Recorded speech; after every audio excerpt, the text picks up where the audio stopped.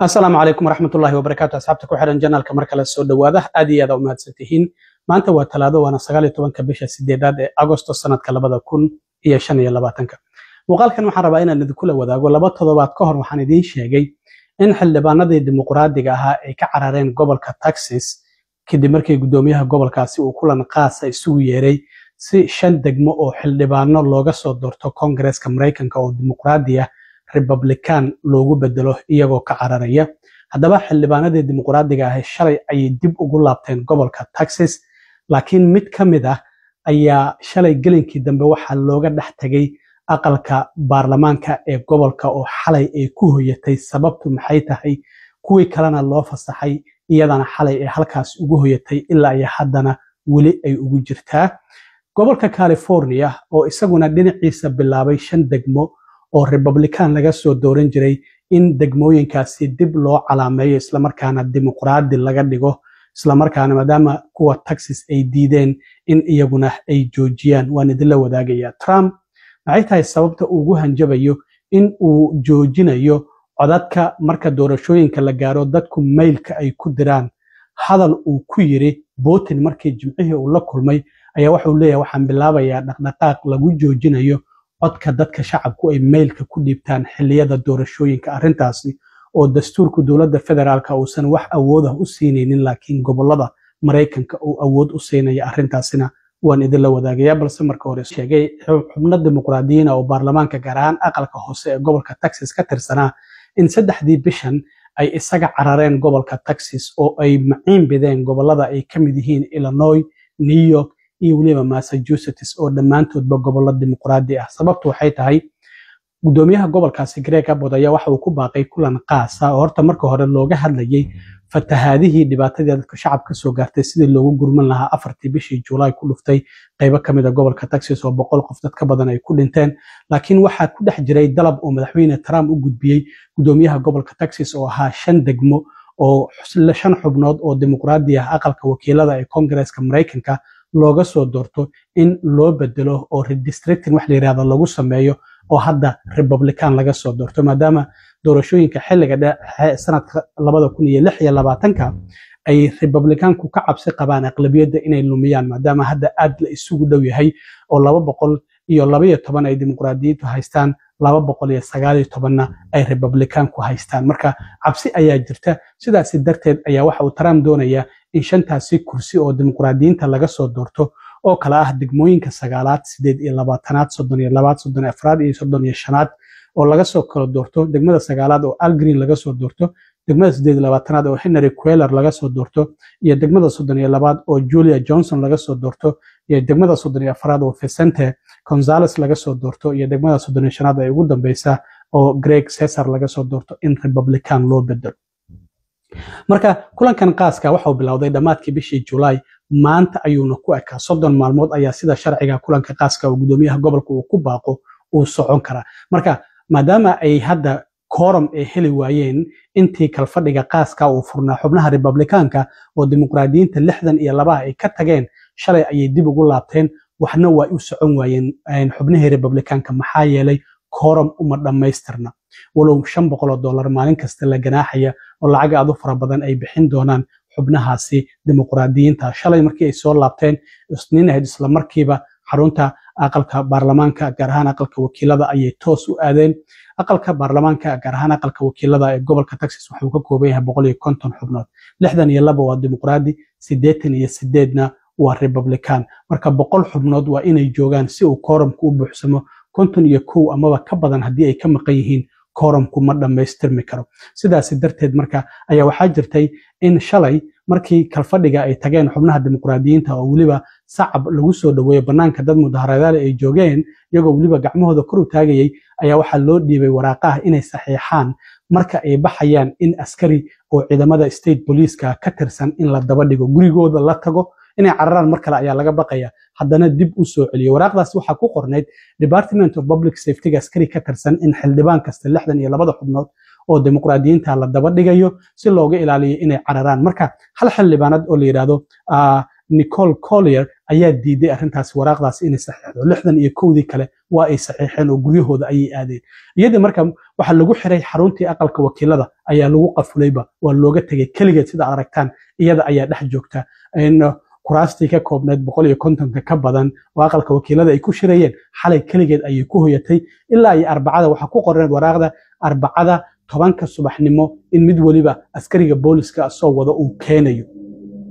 laakiin ayadii waxay weydiiday marka waa looga tagay meesha intii kale waa la fasaxay iyadii halkii ayay ku jirtaa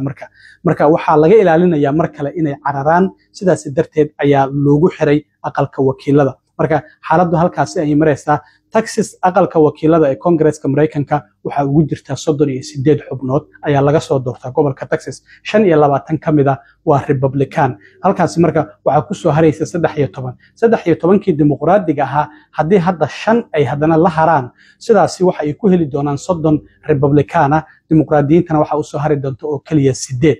marka waxaan ogeyn in gudoomiyaasha gobolada New York California iyo Illinois iyaguna ay ku hanjabeen hadii Texas arintaasi ay joojin wayso in iyaguna ay sameyn doonaan waxa loogu talagalay redistricting wax la yiraahdo in degmooyinka dib loo calaameeyo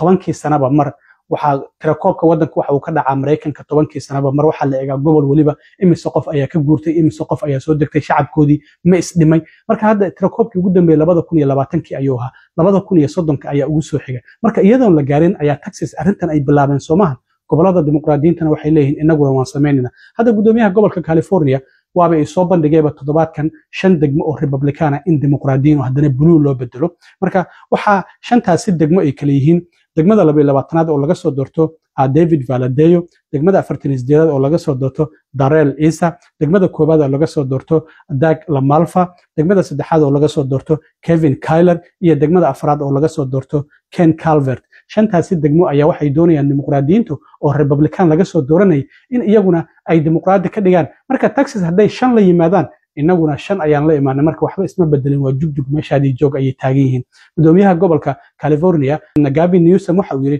gobolka California waxaan ognahay inuu caan ku yahay xayawaankan la yiraahdo bearka oo xitaa calankiisu ugu sawiran yahay marka wuxuu yiri madaxweyne Trump isagoo la hadlay wuxuu yiri adiga ayaa taabtay macnaha libaax hurda ee u dul qaado macnaha bearkii adiga ayaa qujiyay laakiin inagu feer ayaan ku dhufanaynaa ee ogu ayuu yiri madaxweyne Trump sidaas darteed marka waxaan ognahay hadda in 43 xubnood oo dimuqraadiya ayaa aqalka wakiilada looga soo doortaa gobolka California halka sidoo kalena 9 xubnood ay ahaayeen dhinaca Republicanka ay u janjeereen oo Republican ahaan loo soo dooran jiray marka hadii 5 laga jiro 9koodii iyagana 4 ayaa u soo haraysa dimuqraadiyiintuna Texas 13 ayay ku ahaayeen hadii 5 laga jiro 8 ayaa u soo haraysa marka baashi waxay taagan tahay jugjug meeshaadii joog Trump adiga ayaa bilaabay anaguna halkeedii ayaan ka sii wadaynaa marka baarlamaanka gobolka California shalay ayaa kulan qaas ah u bilowday oo 18 maanta public hearing ayaa la sameeyaa shacabku siday u arkaan arintan ayaa la dhageysanayaa 20ka bisha waxa ka shiraya gudiyada aqalka wakiilada lacagta ku bixi karta arintan halkaas 22ka bishana oo aqalka wakiiladu arintan u codeyn doonaba marka waxay doorayaan doorashooyinka midtermka intaan la gaarin in iyaguna ay dhaqan galiyaan marka dagaalku halkaas soo maraya gobolada waaweyn ee Republicanka iyo dimuqraadiyiinta mid waliba uu leeyahay hadii aad sameysaan inaguna waan sameynayna marka xaaladdu halkaasi ay kala maraysaa Trump waxaan ognahay jimcihii Putin ayuu Alaska kula kulmay Anchorage Alaska marka waxa uu yiri ayuu yiri in madaxweyne Trump inta aad codka mailin ballotka oo dadku inta codkooda ay soo qoraan ay mailka ku soo diraan markaas kadib la tariyo inta aad doorashooyinkiina ay mailin ballotka ay ku jiraan doorashooyin cadaalad ma heleysaan ayuu ugu yiri sida darteed Trump qoraal dheer ayuu bartiisa Truth Social oo maalnimadii shalay ahayd ku soo qoray qoraalkaasi waxa uu Trump ku leeyahay in uu doonayo inuu meesha ka saaro codadka mailin ballotka dhamaantoodba arintaasina dastuurku dowladda federaalka awood uma siinayo doorashooyinka waxa qaban kara isla markaana kormeeri kara gobolada Mareykanka wadankan waxaan ognahay waa federaal marka sidaas darteed kulli waa laga hor imaan doona sharciyan inta aan doorashooyinka xilliga dhexe ee midtermska oo 2026 aan la gaarin Trump wuxuu leeyahay wareegta ayaan soo saaraya oo arintaasi codadka mailin ballotka meesha gabi ahaanba waan ka tuuraya doorashooyinkii 2020 oo looga guuleystay waxaan ogeyn inuu dhahayay codadkaasi ayaa leega guuleysto codad been abuur ayaa la keenay oo la tiriyay sida Pennsylvania walow ilaa hadda wax cadeyn loo waayay Trump waxa uu sidoo kale qoraalkiisa ku sheegaya in Mareykanku uu yahay wadanka kaliya ee codadka dadku ay mailin ballotka ay ku dhiibtaan laakiin arintaasi waxba kama jiraan 34 wadan oo caalamka ayaa sidoo kale leh oo ay kamid yihiin Ingiriiska, Switzerland, Germany, Austria iyo waliba Greece marka Trump qoraalkiisa waxa uu ku leeyahay gabi ahaanba waxaan doonaynaa in codadkaasi mailin ballotka aan meesha ka saarno musuqmaasuq badan ayay sameeyaan sidaa darteed waxa aan bilaabayaa olole ballaaran oo aan doonaya ayuu yidhi in madax bannaanidii doorashooyinkeenna aan dib u soo celino iyo kalsoonidii lagu qabay inta aan la gaarin doorashooyinka xilliga sanadka 2026 waxa uu sheegay in dimuqraadiyiintu ay musuqmaasuq badan ay sameeyaan islamarkaana ay khiyaanaan doorashooyinka weliba si aan weli horey loo arkin sida hadalkiisa uu dhigayo marka waxa uu leeyahay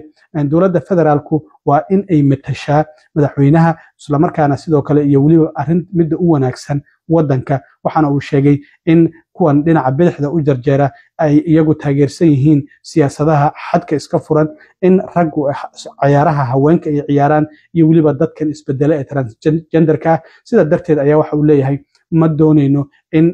musuqmaasuqan uu sii socdo doorashooyinka dadka codadka ay ku dhiibanayaan waraaqaha islamarkaana ay soo dirayaan marka waxa uu sheegay in arrintaasi aysan sii jiri doonin si doorashooyin cadaalada oo xura ahan u helnana waa inaan gabi ahaanba aan meesha ka saarnaa ayuu qoraalkiisa leeyahay arrintan waa masiibo ayuu leeyahay waana inay soo gabagabowdaa waxaad xasuusnaataan ayuu leeyahay haddii doorashooyin xur ah oo cadaalada aysan jirin in uusan jiri doonin xuduud awood badan islamarkaana sidoo kalena wadan taagan uusan jiri doonin sidaas ayaa Trump uu leeyahay marka sida muuqata waxa uu doonayaa codadkaasi mailin ballotka inuu gabi ahaanba uu meesha ka saaro waxaana uu ku eedeynayaa in ay muran faran badan dhaliyaan gaar ahaan mashiinada lagu tiriyo codadkaasi islamarkaana aysan soo saarin tiro sax ah waxaana uu sheegay in arrintaasi shaki badan uu abuuro iyo weliba in doorashooyinka Mareykanka sida lagu yaqaano maalintii markay doorashooyinka dhacaan isla markiiba habeenkii natiijada la ogaado sidaas darteed waxa uu leeyahay codadkan mailin ballotka lagu dhiibto waxay dib u dhigaan natiijada in si degdeg ah doorashooyinka wadanka ka dhaca lagu ogaado marka sidaas darteed ayuu doonayaa inuu gabi ahaanba uu meesha uga saaro aad iyo aad u mahadsantiin asxaabta waxyaabaha kale ee soo kordha haddii alla idmo waa idila soo socodsiin doonaa intaan mar kale kulmi doono waa saaxiibkiin cilmi waaro idinla sidaa iyo nabadgelyo